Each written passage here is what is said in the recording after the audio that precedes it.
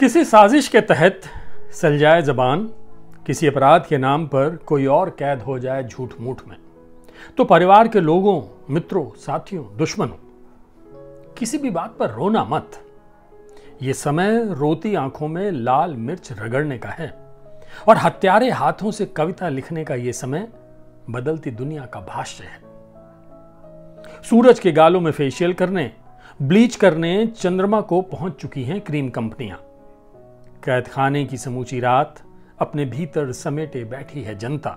दिन में दोपहरी में अपने घोंसलों में माचिस के डिब्बे जैसे घर में इधर योजना और नीति पर चल रही है बहस। इधर योजना और नीति पर चल रही है बहस, असली इंडिया या असली मसाला। उधर मांग की लोच समझ नहीं पाई अपनी प्यारी आरबीआई। ये कविता का शीर्षक था बदलती भाष्य की दुनिया, और इसको मैंने कविता संग्रह है ये किसी और बहाने से अरुणाब सौरभ का, जिससे लिया है। बहुत खूबसूरत कविताएं हैं। कुछ एक कविताएं मैं आपको सुना रहा हूं, एक कविता सुनाई, अब मैं दूसरी एक और कविता सुना रहा हूं जिसका नाम है किसी और बहाने से। मैंने तुमसे रात मांगी थी, मैंने तुमसे रात मांगी थी और तुमने मेरे अंधेरे को अपनी दूधियाई रोशनी से ढक दी।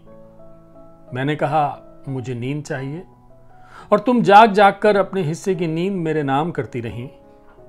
मैंने कहा मुझे प्यास लगी है, तुम मेरी सारी तपिश को, सारी प्यास को पी गई गट गट और मेरे हिस्से बादलों के कुछ टुकड़े छोड़ गई। मैंने कहा मैं भूखा हूं और तुम थाली परोस चली गई चुपचाप। मैंने दर्द के हवाले से तुम्हें याद किया तो जिसमें कहीं दर्द का नामो निशान नहीं था। मेरे रोम रोम में सिहरन, मांसपेशियों में गति, नस नस में लहू भर देने वाली वो तुम ही थी। जाड़े की गहराती रात में धुंध की हो रही थी जब बारिश, ठंडे होठों से सिसकियां भरकर, तेज सांसों से, कांपते हाथों से जो मैंने कविता लिखी थी, उसमें हर जगह तुम ही थी। उसमें भी जहां एक 8 पैरों वाला या भुजाओं वाला ऑक्टोपस ली फॉक की मशहूर मैंड्रेक जादूगर कॉमिक से निकलकर अपने हैरत अंगेज कारनामों से भविष्यवाणियां करके तुम्हें मेरी होने का दावा करता रहा, और तुम्हारे मुंह से मेरे लिए बस निकलता रहा गिनपिक, ओ माय डार्लिंग, किल मी, और तुम मेरी बाहों में आकर खो गई। और तुम ग्रीक के त्रासद नाटकों की नायिका जैसी, तुम कालिदास की विरहणी यक्षिणी सी, जिसके लिए विधुर यक्ष ने मेघों को दूध बनाया था, जिसके लिए दुष्यंत छोड़ गए थे मुद्रिका, वो शकुंतला तुम जैसी। और मैं तुम्हारे रेशमी दुपट्टे से गुथे हुए धागों के रेशे रेशे में मैं शामिल हूं, जो तुम्हारी धड़कनों के साथ हौले हौले कांपता है, तुम्हारी सांसों के उठने गिरने की गवाही में समेटे ख्वाब को बुनकर जो कुछ कतरन जमा किया है कपड़ों का, उसके हर धागों में भी मैं ही हूं। तुम्हारी आंखों में झांकते सपनों के बीच कई दिन, कई रात, कई मास, उन नींदियों में जागकर कुछ सपने बुनती होगी तुम। उन सपनों की हकीकत में मैं ही हूं, मैं हूं। तुम्हारे होठों के गाढ़े लिपस्टिक के रंग में, मशकरे आईलाइनर के रंगों में, बिंदी के रंगों में, 16 श्रृंगार में, और होठों की पसरी 2 बूंद प्यास के बीच, चेहरे पर हल्की बूंदे पसीने की, जिन्हें रुमाल से पोंछना चाहती हो तुम, उस रुमाल के रेशे रेशे में गुथा मैं ही हूं। अब सांसें चलती हैं रोज जैसे पहले चलती थीं।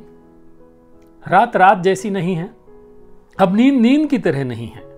आधी रात जागकर उन नींदी में कई कसक को गले से बाहर कर जो गीत गाए थे मैंने, उनके हर रियाज में तुम ही हो। इसका तीसरा पार्ट बड़ी लंबी कविता है, अलग अलग हिस्सों में। समय किसी ठहराव से आगे बढ़ नहीं पा रहा। जिस चीज का विरोध आत्मा के कोर से करता रहा ताउम्र, उन चीजों के सहारे जीना हमारी फितरत बन गई। हमारे बीच में भूत की दुर्दैव यातना है। अंधेरे के बोझ तले वर्तमान झुका है। अज्ञात रोशनी की खोज में भविष्य निर्वंश खेत की तरह सादा है, कोरा है। फिर भी हम हैं कि जिए जा रहे हैं। जैसे जीता है घोंगा मिट्टी के तलघर में, जैसे जीता है सांप किसी और के बिल में, जैसे जीता है घड़ियाल पानी के अजायब घर में, जैसे जीता है बिच्छू डंक मारने के लिए, वैसे जीते हैं हम अपना वजूद तय करने के लिए। पर वजूद एक नकली अहंकार, दब्बू संवेदना का प्रतिफल तो नहीं, और क्या है? एक तुम हो जो मुझसे प्रेम करना चाहती हो, एक मैं हूं जो प्रेम में होना चाहता हूं। हम दोनों भाषा की छत पर शब्दों की नाव में जुगलबंदी करते हैं। ये आइसक्रीम जिसे हम लोग एक साथ खाना चाहते हैं किसी मरघट से लाए अंग जैसा लगता है। ये चॉकलेट जिसे एक साथ चबाना चाहते हैं हम, इसमें गर्भपात की हुई अजन्मी लड़की का भ्रूण है। इसमें गर्भपात की हुई अजन्मी लड़की का भ्रूण है। ये कोल्ड कॉफी जिसे एक में ही 2 पाइप लगाकर चूसना चाहते हैं हम, इसमें बलत्कर स्त्री के क्षत विक्षत योनि से बहे खून का रंग है।